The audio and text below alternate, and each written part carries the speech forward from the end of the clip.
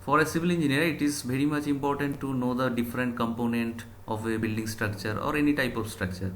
And I think it is not only important to know the component, it is also important to know different function of all these components. So in this video, I will discuss each of the component for a basic civil engineering structure, and beside that I will also mention what are their function. Okay, so let's start. So very first term, what you need to know before starting any construction or designing work is ground level. What is ground level? Ground level means normally the natural circumference or natural surface of our mother earth from where you start your construction work. Above it you normally see as a building, and below it you cannot see. This is the below part of this building or any structure is known as your substructure, and above this ground level any part of the structure is known your superstructure. Okay, so this is ground level, and that's why it is important to know ground level to decide your superstructure part and your substructure part. So now, what is the substructure part? Substructure part means below ground level. So what is the component in ground level for a structure? Your footing or your foundation. Okay, so what is the function of a foundation? Your foundation actually transfer the total load of your superstructure to the soil through this foundation. So foundation transfer all this superstructure load or the structure of this whole building or structure to this soil.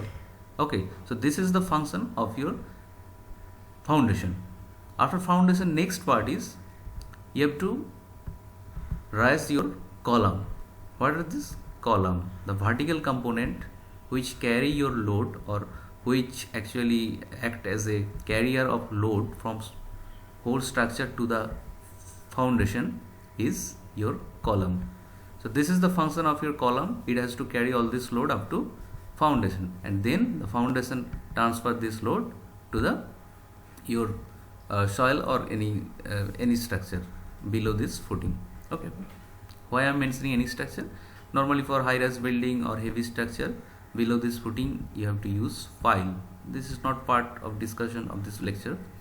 So next point is, after raising this column up to certain level, you have to provide a beam. This horizontal member is known as your tie beam. So why tie beam is provided in your structure? Okay, normally tie beam is provided to distribute the load among the columns. How? Say a certain amount of load is coming in this column, say 100 kilonewton, and in this column this is 150 kilonewton, and in this column it is say again 100 kilonewton. So what happened? Obviously due to heavy load, this footing will settle much compared to this footing. So there is a differential settlement, and due to this differential settlement, the beam or the wall actually become prone to cracking. So we don't want this cracking, that's why we have to resist this differential settlement. So what we have to do, this 50 kilonewton extra load need to be diverted to this column, and who will do this job? This tie beam.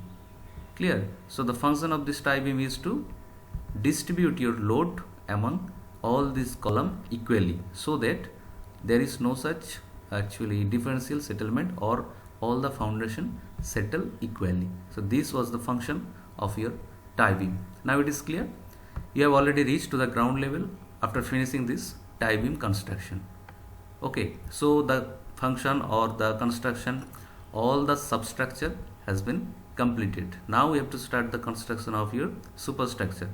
Okay, so after ground level you have to reach up to certain level, or you have to construct this column up to this level, which is known as plinth level.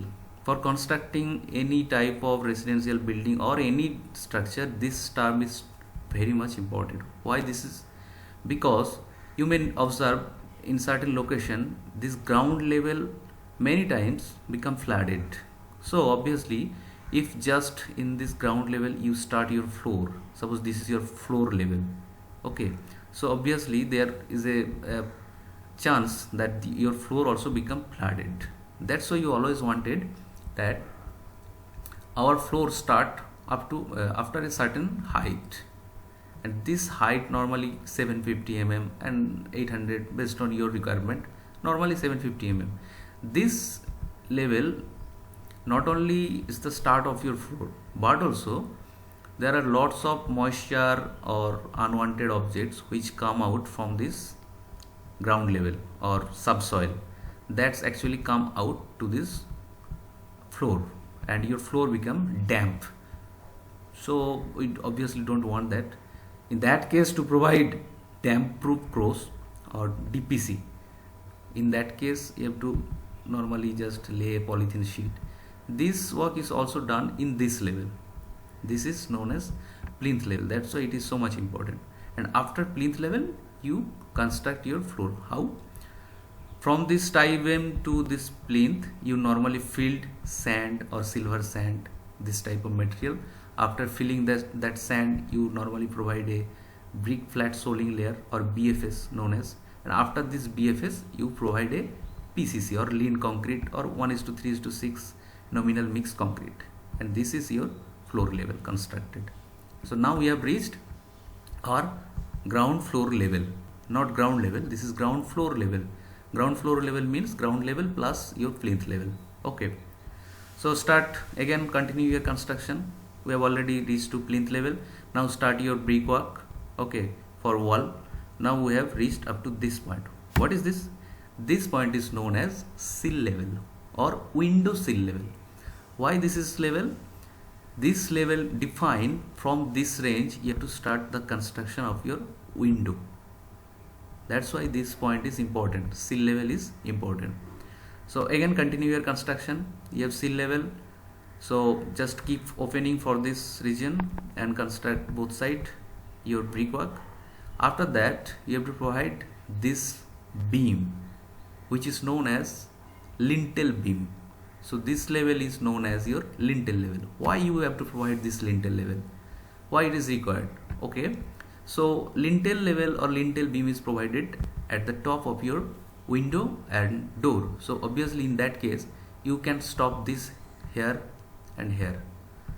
This much part is not required. You may provide it, but it is not actually structurally required. Why?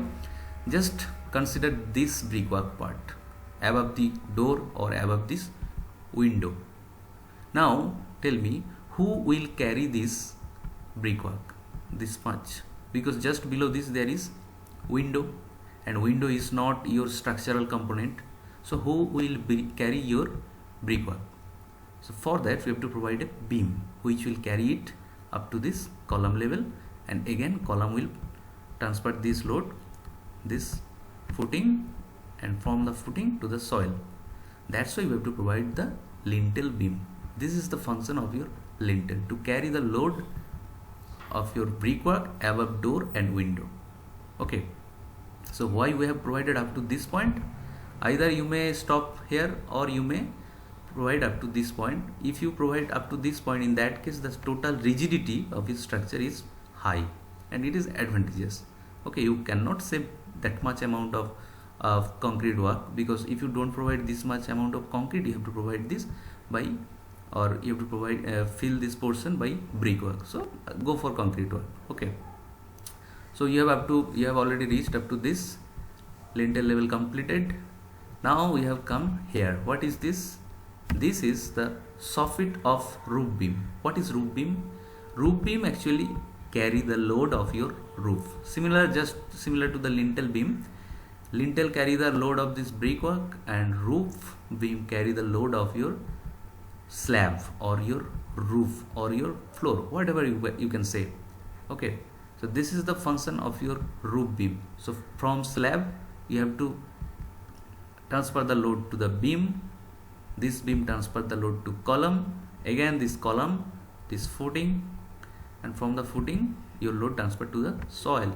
You may observe many times I am repeating the same thing, just because to make you understand how the actually load flows within your structure. And it is very much important for any civil engineer or structural engineer first to understand the load path, from where the load is coming and from which way you have to transfer that load to this soil. If you understand this load path very crucially or critically, and you become expert in transferring the load, so obviously you can design any type of structure. That's why I'm repeating that much time. So you have already reached to your roof. Clear? So this is the rooftop and this is your slab. Why you have to provide your slab? Obviously to carry the load in this. Suppose you are standing here at the roof, who will carry your load? First you transfer your load to the roof, and then from roof to beam, then beam to column. Again I am repeating the load path. Okay, so this is the top of the roof, and obviously this is known as parapet wall, and this is known as your parapet level. Why it is provided? Just for your safety reason. In your roof, to provide the safety, you provide this parapet level. So in this video I have to sum up, I have discussed three type of things. First, the component of a building. Second, different level which is associated with your building, and third one is most important, the load transfer mechanism or the load path.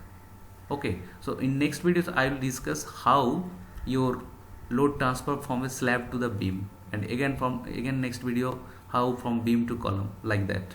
Okay.